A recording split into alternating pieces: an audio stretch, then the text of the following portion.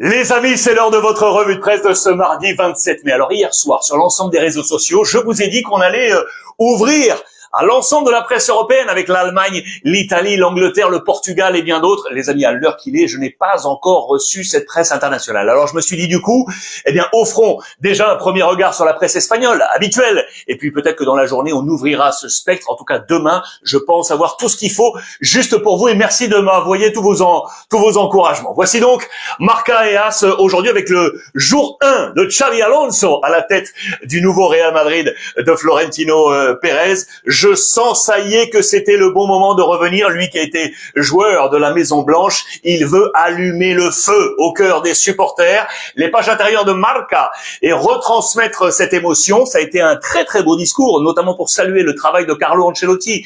Bien évidemment, son prédécesseur parti du côté du Brésil. Vous le savez, présentation avec l'ensemble de son staff. Son épouse était là, la signature avec Florentino Pérez, la présence également d'un homme qu'il connaît très bien, Arbeloa, qui va, vous le savez, prendre la Castilla. Raúl est parti, Arbeloa est monté d'un cran pour prendre la Castille. Il sera un support de Xavi Alonso pour le travail, notamment avec les jeunes du Real Madrid. Il s'est déjà mis le bleu de chauffe dès le premier jour. Bien évidemment, il a rencontré l'ensemble du vestiaire de ceux qui étaient présents, les Madrilènes du côté de Valdebebas, le centre d'entraînement du Real Madrid. Je vous le rappelle, 50 matchs la saison passée avec le Bayer Leverkusen pour 29 victoires, 10 matchs nuls et 8 défaites, 3 titres avec le club allemand, le titre de champion, la coupe et la super coupe. On parle également de l'avenir de certains Madrilènes. Vous le savez, Lucas Vázquez quitte le vaisseau Real Madrid avec beaucoup d'émotions au cœur de ce vestiaire. Lui qui était arrivé seulement pour 5 millions d'euros, souvenez-vous, il y a 10 ans, en provenance de l'Espagnol Barcelone.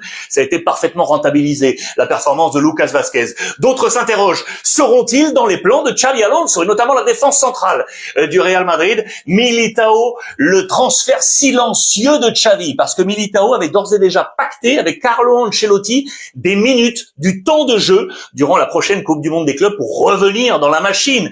Normalement, il espère avoir le même échange avec Xavi Alonso pour revenir dans la danse. Rudiger également, lui aussi veut jouer sa carte dans ce nouveau schéma de Xavi Alonso. Vous le savez, qui joue préférentiel en défense à 3 centraux et 2 pistons. Les 2 centraux là s'interrogent, car vous le savez, Xavi Alonso va pouvoir compter sur lui, les amis. Le talent Huysen, le jeune international espagnol. On rappelle que Alexander Arnold devrait également arriver. Huysen, en attendant, défenseur central superbe. Il a été élu meilleur joueur de Bournemouth en Première Ligue la saison passée. D'ailleurs, regardez Tony Cascarino, l'ancienne légende de l'Olympique de Marseille, qui était également passé par Nancy et le Red Star, pour ceux qui s'en souviennent. Il est chroniqueur dans les colonnes du Times, le très sérieux tabloïd anglais. Voici le 11 type du père Cascarino pour cette saison écoulée. Il est là. Regardez, Huysen, il est titulaire dans ce 11 type. Prenons le temps d'ailleurs de regarder pour avoir votre avis. Matt Sells dans les buts, Nottingham. Jack O'Brien, Everton sur le côté droit. Kerkez, Bournemouth également sur le côté gauche. Virgil van Dijk, Liverpool pour lui être associé. Ligne de 3 au milieu avec Tielemans d'Aston Villa. Caicedo de Chelsea ou encore Declan Rice d'Arsenal. Devant, Mo Salah de Liverpool. Eze de Crystal Palace et Alexander Isak de Newcastle. Est-ce que vous êtes d'accord avec ce 11 type du père Cascarino? Faites-moi part de vos avis. Question Real Madrid, qui va hériter du numéro 10 de Luka Modric chez les amis? Kylian Mbappé qui a pris le 9 ou Arda Güler, le jeune international turc, vous le savez, il était dans les confidences pour le faire monter dans les rangs, Carlo Ancelotti. C'est un photomontage, bien évidemment, ici. Va-t-il hériter de ce numéro 10? Deuxième question. Va-t-il retrouver Güler la saison passée? Son ancien pote là du Real Madrid, regardez-le, Nico Paz, vous le connaissez, véritable talent. Il a explosé avec Como en Serie A avec Cesc Fabregas, l'entraîneur, cette saison. Il a été élu meilleur jeune de la saison en Italie, 35 matchs de Serie A, 6 buts et 8 passes décisives. C'est un homme de l'entrejeu, un maître à jouer. Va-t-il revenir au Real Madrid?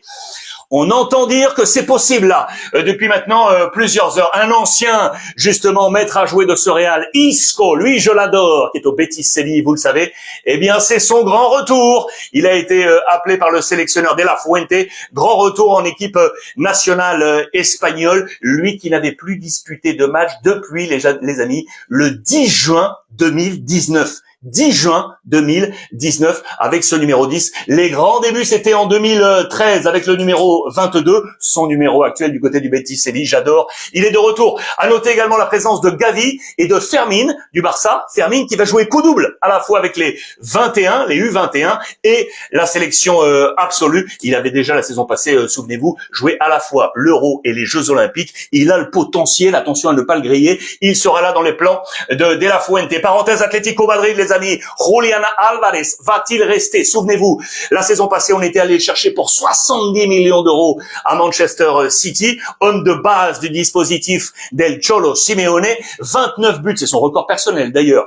Cette saison pour lui, associé, vous le savez, à Antoine Griezmann. Va-t-il rester? Attention, Liverpool, Arsenal, pas mal de clubs de première ligue lorgnent sur le talent. Selon moi, El Cholo va tout faire, bien évidemment, pour le garder. Reinildo est également sur les tablettes de nombreux clubs européens de premier niveau. C'est à suivre du côté de l'Atlético Madrid. Barça, actualité, les amis, avec ça y est, on est tout près de la prolongation de contrat pour Lamine Yamal jusqu'en 2031. L'un va rester, l'autre va s'en aller. Avec la photo qui est ici. Ansu Fati, le numéro 10 qui devrait revenir, on en a parlé hier, à Yamal pour la saison prochaine. Et regardez la hauteur du super contrat que Jorge Mendes, son agent, le super agent, aurait pré-pacté avec le Barça. On parle de 2031. Ça ferait 6 années de plus. 6 années de plus pour Yamal pour rester au Barça, alors qu'il restait 2 années de contrat encore à Ansu Fati, qui vraisemblablement, vous l'avez vu, devrait prendre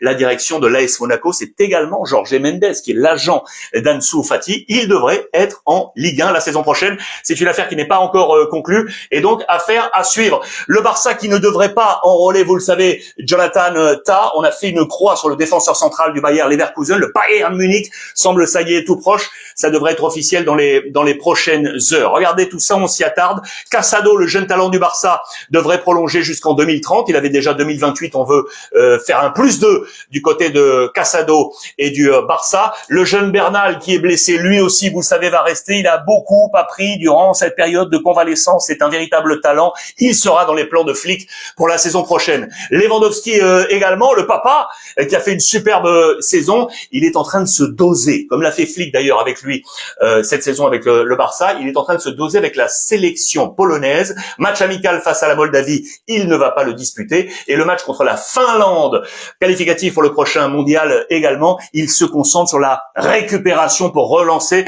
la saison avec le FC Barcelone. Joan Garcia, je vous en avais parlé, le gardien de l'Espagnol Barcelone, finalement maintenu en Liga, en première division. Eh bien, le Barça fonce dessus. Je vous rappelle que la clause est à 25 millions d'euros. Il a une hésitation, lui, parce que plusieurs clubs de première ligue étaient intéressés en plus en position numéro 1.